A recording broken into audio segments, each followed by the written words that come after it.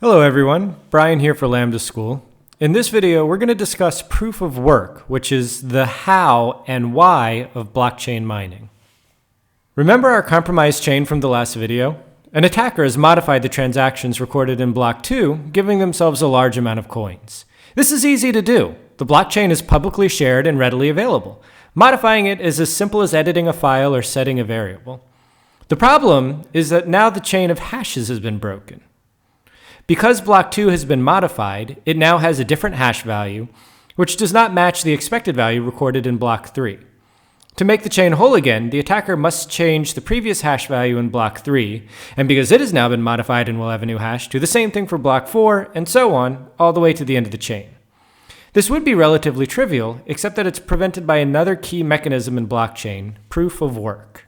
Proof of work was originally created as a technique to combat spam emails. The idea was to use an arbitrarily difficult problem to create a delay in the frequency that a computer could send an email.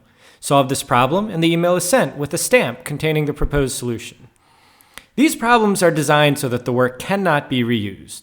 Solving one problem should not make the next one easier, although some systems are vulnerable to exploits of this type. While a solution is very difficult and time-consuming to compute, it's very easy to verify that a proposed solution is correct. Sound familiar? It's almost an inversion of a hash function. Instead of easy to do and hard to reverse, it's hard to do but easy to check. For our proof of work, we'll be using the SHA-256 hash algorithm, which you've almost certainly encountered before in other projects.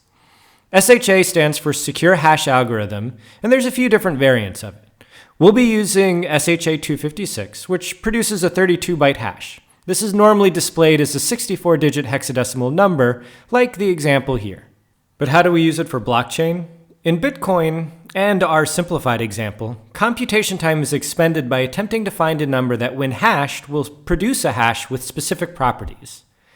Specifically, we're looking for a number that, when hashed with the last block, produces a new hash that has n leading zeros.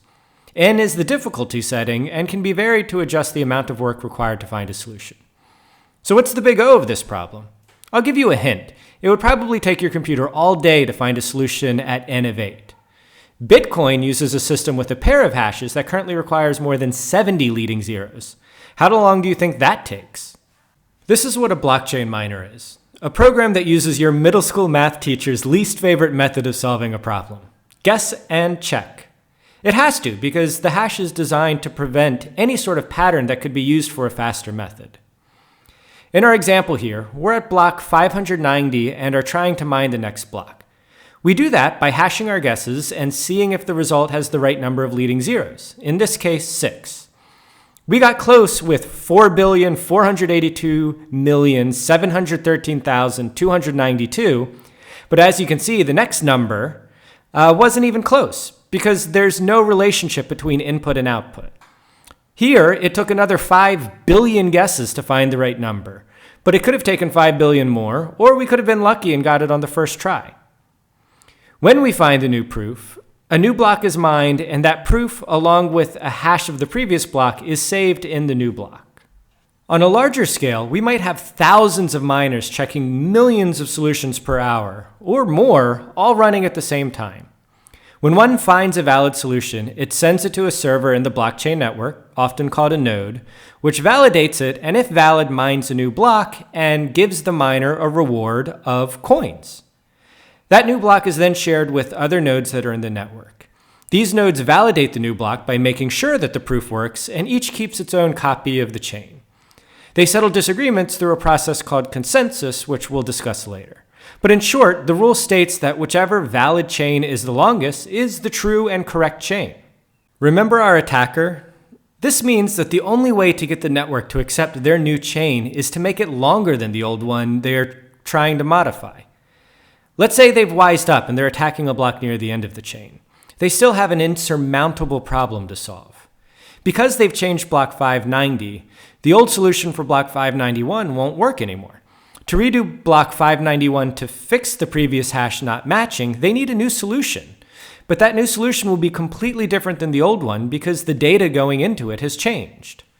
The only way to succeed is to spend about the same amount of computation as all the rest of the miners in the world did to come up with the first solution to block 591, and then do the same thing to make a new block 592 and take over by creating the longest valid chain.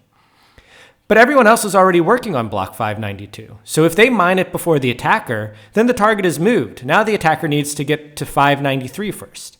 The only way to accomplish this would be for an attacker to somehow take over more than half of all machines actively mining.